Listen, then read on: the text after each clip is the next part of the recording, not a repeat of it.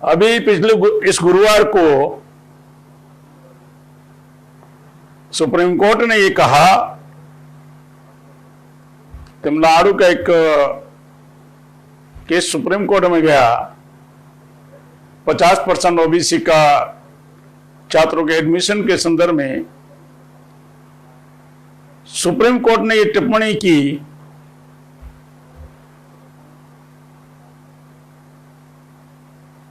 कि आरक्षण ये आपका मौलिक अधिकार नहीं है, संवैधानिक अधिकार नहीं है। ऐसा सुप्रीम कोर्ट के द्वारा टिप्पणी जो की गई,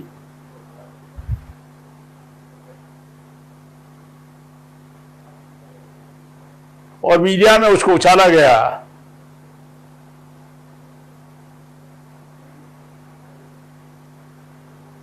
इससे पहले भी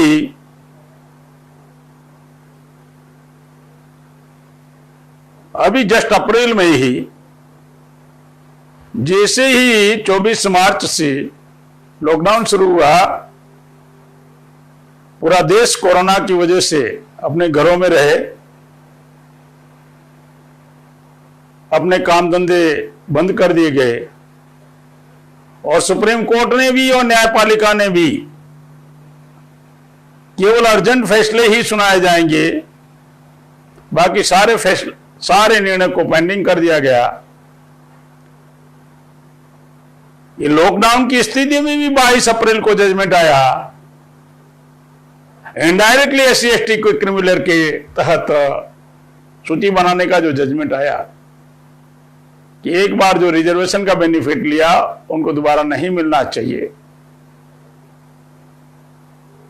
ऐसी परिस्थिति में कि लोग उसका विरोध ना करें या सड़कों पर ना आए, लॉकडाउन का सहारा लेकर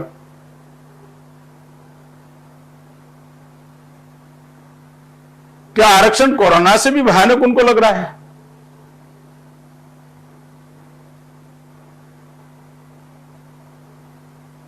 मैं तो ये कह रहा हूं कि कोरोना का इलाज हो सकता है, भविष्य में उसका आविष्कार हो सकता है, लेकिन इस जाति व्यवस्था का अभी तक कोई इलाज नहीं हुआ। तो जाति व्यवस्था भयानक बीमारी है, आरक्षण से भी और कोरोना से भी। तो जाति व्यवस्था बरकरार रखने वालों की जो मानसिकता है उसका रिफ्लेक्शन हो रहा है, वो दिखाई दे रहा है।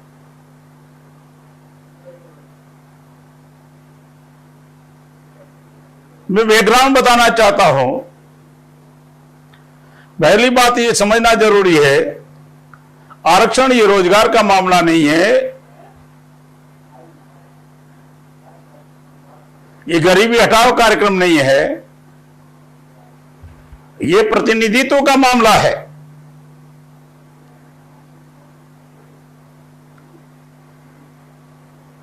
अगर लोकतंत्र है और लोकतंत्र में अगर किसी वर्ग का प्रतिनिधित्व नहीं है तो वो लोकतंत्र उसके लिए कोई मायने नहीं रखता।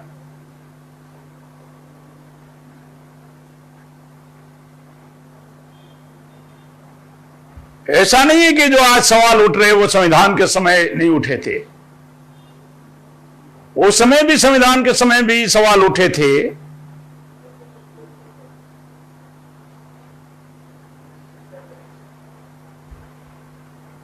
कि आरक्षण की वजह से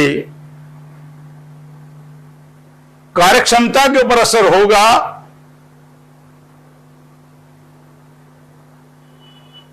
और देश धर्म दर्जे का बन जाएगा, प्रशासनिक कार्यक्षमता के ऊपर असर होगा।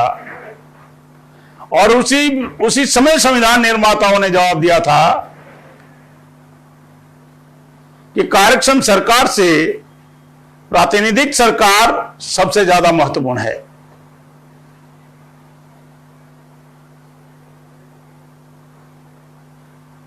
प्रतिनिधित्व तो सबसे ज्यादा महत्वपूर्ण है।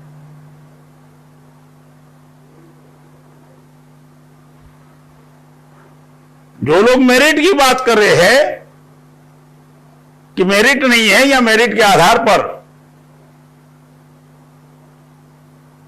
सिलेक्शन होना चाहिए, तो उन लोगों को मैं कहना चाहता हूं, मेरिट आपसे ज्यादा, आप लोगों के पूर्वजों से ज्यादा अंग्रेजों के पास था। फिर अंग्रेजों को भगाने की जरूरत क्या पड़ी?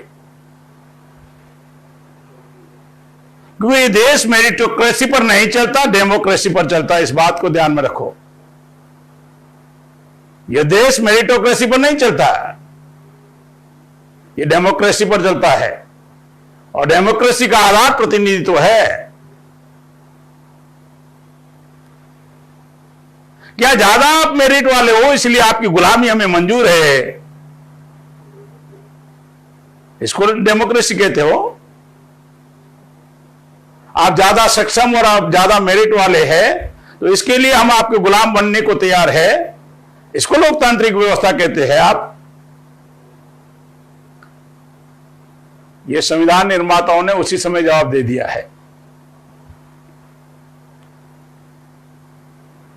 जो सुप्रीम कोर्ट के न्यायाधीश ये कह रहे हैं कि आरक्षण आपका मूलभूत अधिकार नहीं है, मैं कहना चाहता हूं अभी तक 22 जजमेंट न्याय जुडिशरी ने, न्यायपालिका ने रिजर्वेशन के अगेंस्ट में दिया है। 22 जजमेंट आए हैं अभी तक के, और रिजर्वेशन, एंटी रिजर्वेशन, रिजर्वेशन को समाप्त करने के लिए सारे जजमेंट है।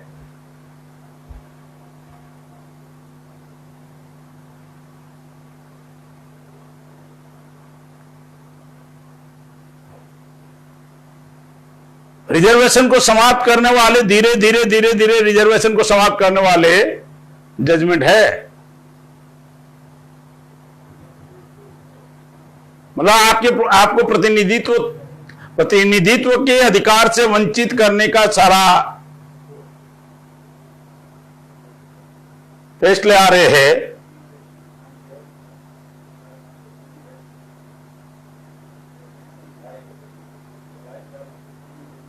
साथियों, जो कहते हैं मौलिक अधिकार नहीं है, मैं उनको बताना चाहता हूं, अगर संविधान की आर्टिकल 16 फंडामेंटल राइट है और आर्टिकल 16(4) फंडामेंटल राइट नहीं है, कैसे संभव है?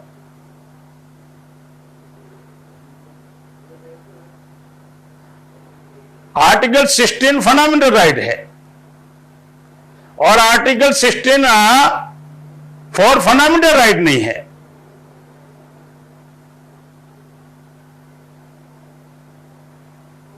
कैसे पॉसिबल है?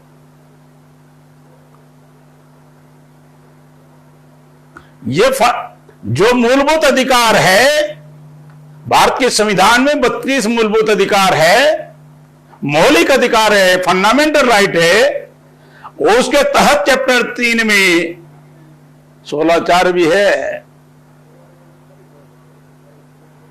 मतलब भारत के जो फंडामेंटल राइट है, 32 जो फंडामेंटल राइट है, उसमें 16(4) भी मौलिक अधिकार है, संविधान के पार्ट 3 में है। आप कैसे कह सकते हैं कि संविधान मौलिक अधिकार नहीं है? मैं ये बता रहा था, पेरियार रामास्वामी नायकर ने आंदोलन चलाया, भारत के संविधान में पहला अमेंडमेंट हुआ और रिजर्वेशन के संदर्भ में, और संविधान निर्माता डॉक्टर बाबा साहब अम्बेडकर उस समय जीवित थे और फंडामेंटल राइट में रिजर्वेशन को रखा गया।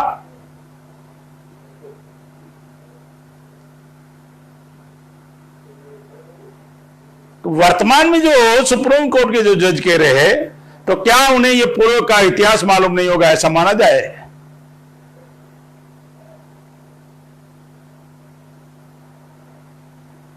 उन्हें बिल्कुल जानकारी नहीं है, ऐसा नहीं मान सकते।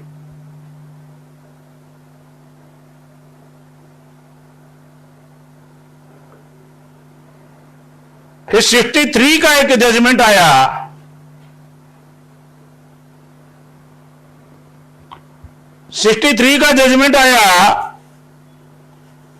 M Balaji versus State of Mysore,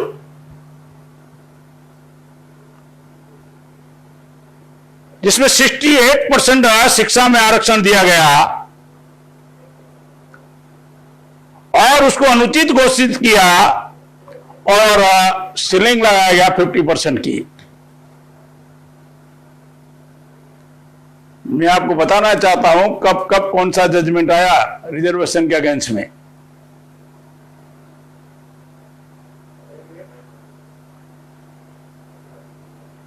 फिर आपको मालूम है 16 नवंबर 1992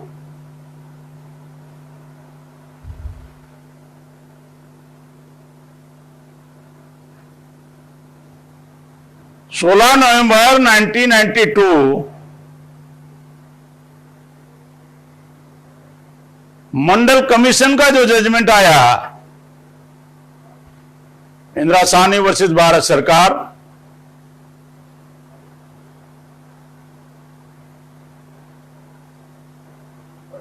वो पिछड़े वर्ग को अधिकार देने से ज्यादा लेने का जजमेंट था। यहां से भारत की समग्र लोकतांत्रिक संस्थाओं में परिवर्तन होता है, उनके रवैये में चेंज होता है। क्यों? क्योंकि 16 नवंबर 1992 को जजमेंट आया, उससे पहले तो 1991 में भारत में प्राइवेटाइजेशन शुरू हो गया, निजीकरण शुरू हो गया। तो देने से पहले तो छीनने का कार्यक्रम सरकार उन लोगों ने बना दिया, शासक जाति के लोगों ने।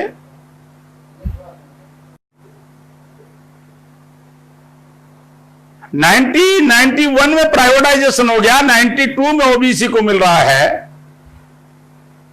जब सरकारी संस्थाओं का निजीकरण हो जाएगा तो आपको देने के लिए है क्या?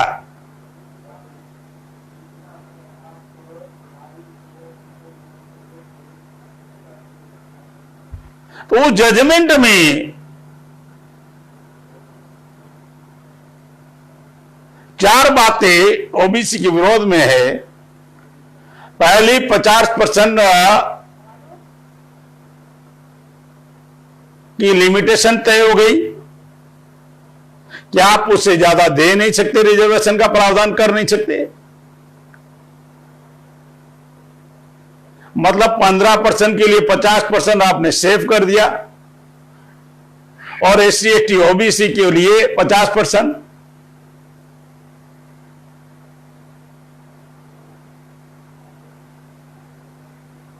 दूसरा जजमेंट आ गया, दूसरा उसके साथ 52% को 27% दिया गया।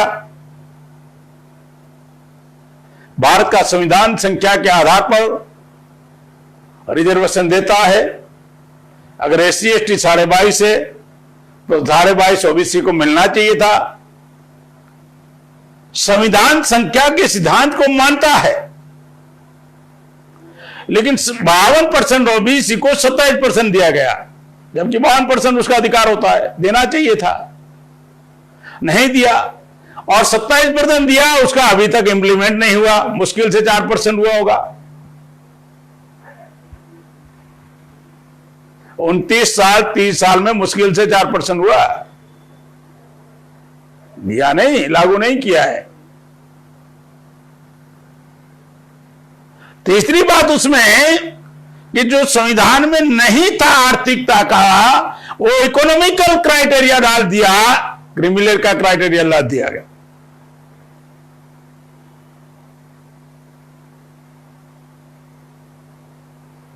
जो संविधान में आर्थिकता का इकोनॉमिकल क्राइटेरिया नहीं था, और 16 नवंबर 1992 में सुप्रीम कोर्ट खुद ही कह रहे हैं SEBC, social and educationally backward, इसमें इकोनॉमिकल क्राइटेरिया कहीं भी नहीं, एससी बीसी लागू कर दिया।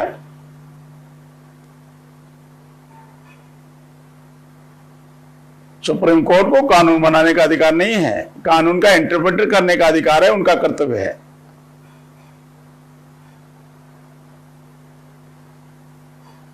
जो संविधान में नहीं है वो लागू हो गया।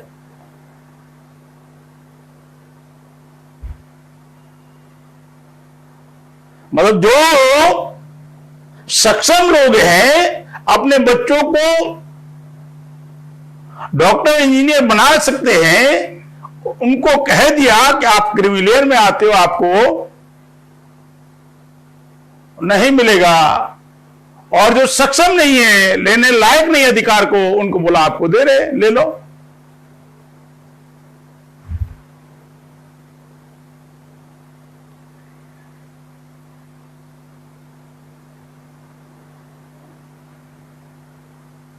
अगर सेल्फ फाइनेंसिस कॉलेज शुरू हो गए, अगर आप अपने बच्चों को डॉक्टर इंजीनियर बनाना चाहते हो तो वहां उसका फीस एकदम हाई है, और वो व्यवस्था अगर आप करते हो तो कहते हैं आपके पास कहां से है, आप क्रिमिलेयर में आते हो। और नहीं है तो बोलते ले लो, आपके लिए है।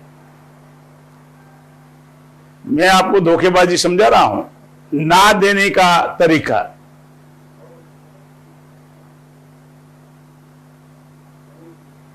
चौथी बात कि ओबीसी को, पिछड़े वर्ग को प्रमोशन में रिजर्वेशन नहीं मिलेगा, और उसके साथ साथ एससी एसटी का प्रमोशन में रिजर्वेशन समाप्त कर दिया गया। जबकि एससी एसटी पार्टी ही नहीं था और उसके विरोध में फैसला हो गया।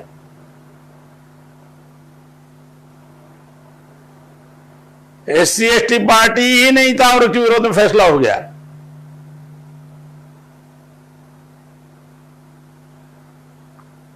क्या आपको नहीं मिलेगा?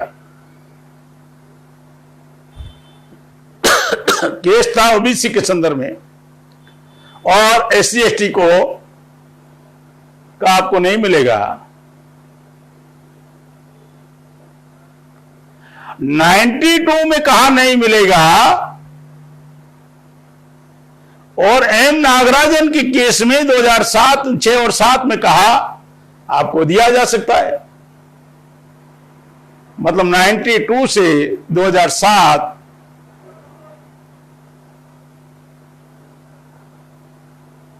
92 8 साल वो 2007 KCST को आर्टिकल 16(4) के तहत कुछ शर्तों के साथ दिया जा सकता है।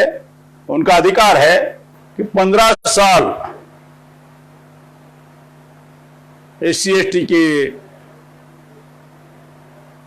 प्रमोशन रिजर्वेशन में, दोनों फैसले सुप्रीम कोर्ट के 16 नवंबर 92 SC/ST को नहीं मिलेगा रिजर्वेशन प्रमोशन, और एम बालाजी में नागराजन के केस में भी वो भी सुप्रीम कोर्ट का ही फैसला।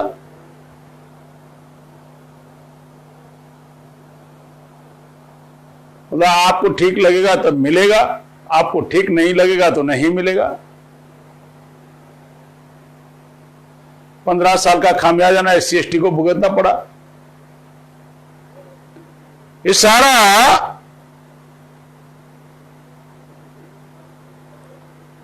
संविधान के दायरे में जो है वो देना नहीं चाहते।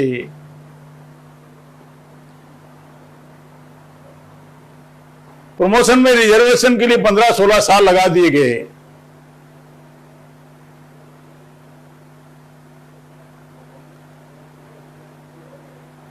जो सुप्रीम कोर्ट के 9 जज में 16 नवंबर 1992 को जजमेंट दिया,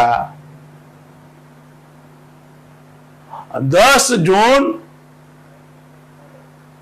1999 में 5 जजों ने कहा कि आपका रिजर्वेशन फंडामेंटल राइट नहीं है। 9 जज की बेंच को अगर उसको फैसला बदलना है तो 11 जज की बेंच होनी चाहिए। 9 जज की बेंच का फैसला 5 जज की बेंच ने बदल दिया, क्योंकि उनको ये डर लग रहा था शासक जाति के लोगों को कि अगर प्राइवेटाइजेशन हम कर रहे हैं और कोई कोर्ट में गया, कोई केस लेकर गया कि हमारे मौलिक अधिकार का उल्लंघन हो रहा है रिजर्वेशन का, ताकि निजीकरण होने की वजह से सरकारी संस्थाएं प्राइवेट हो रही है तो हमारा रिजर्वेशन उससे समाप्त हो रहा है, तो इससे उनका प्राइवेटाइजेशन की पॉलिसी पूरा कोलैप्स हो जाता था। नहीं तो प्राइवेटाइजेशन में रिजर्वेशन देना पड़ता, इसलिए उन्होंने पहले ही योजना बनाई कि रिजर्वेशन आपका फंडामेंटल राइट नहीं है। एलपीजी के बाद का यह परिवर्तन हुआ, प्राइवेटाइजेशन के बाद का, लिबरलाइजेशन, प्राइवेटाइजेशन, ग्लोबलाइजेशन के बाद कि जो फैसला आए उसका आप समीक्षा करिए। समीक्षा करना ये प्रत्येक नागरिक का मौलिक अधिकार है।